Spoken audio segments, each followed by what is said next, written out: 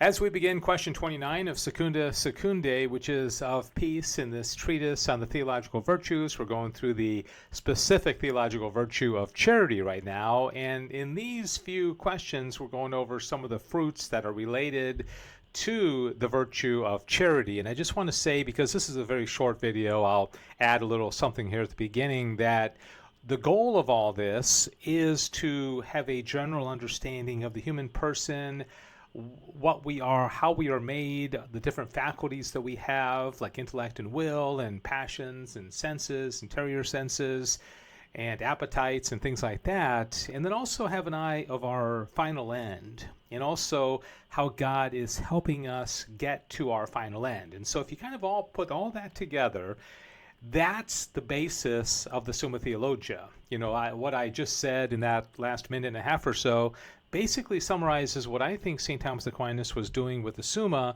is helping us understand ourselves so that we can reach our final end, our telos, which is beatitude and getting to heaven. So, all right, having said that, let me go on to these 4 brief articles, which is about peace, which is one of the fruits of the Holy Spirit that is related to the theological virtue of charity. And so in the first article, he says whether peace is the same as concord, and he makes a distinction here. He says peace includes concord and adds something there too. Hence, wherever peace is, there's concord, but there is not peace wherever there is concord. So what's the difference?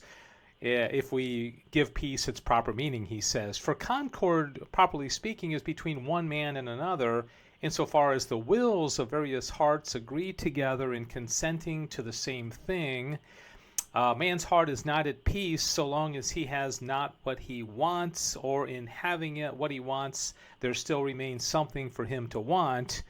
Wherefore concord denotes union of appetites among various persons, while peace denotes, in addition to this union, the union of the appetites even in one man. So a man, for example, could be at peace with his wife, but may not be at peace overall. He may be very, very unsettled at work or in his other relationships, and so he may have concord with his wife, or he might have concord with his boss, but not with his wife. And so peace has really to do with ourselves. And typically when you have peace, you're also going to have concord, but when you have concord, you don't necessarily have peace. All right, Article 2 says, whether all things desire peace. He says, it follows of necessity that whoever desires anything desires peace, insofar as he who desires anything desires to attain with tranquility and without hindrance to that which he desires. And this is what is meant by peace, which Augustine defines as the tranquility of order. So if you want something, you don't really want it to be chaotic. You don't want it to be difficult or challenging or arduous. You really want it to be tranquil and easy. And that's why I think he can rationalize saying that all things desire peace.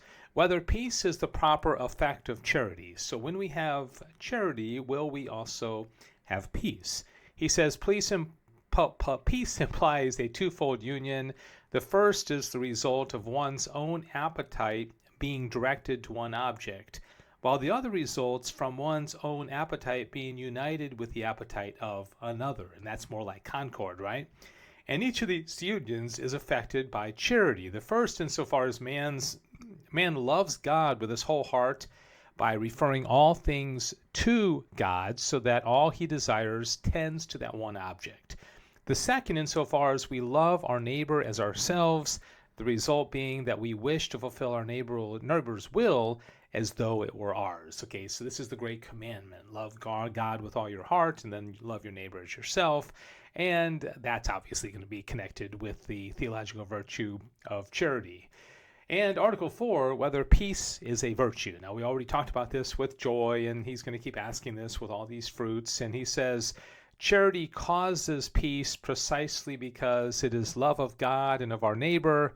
There is no other virtue except charity whose proper act is peace, as we have also said in reference to joy.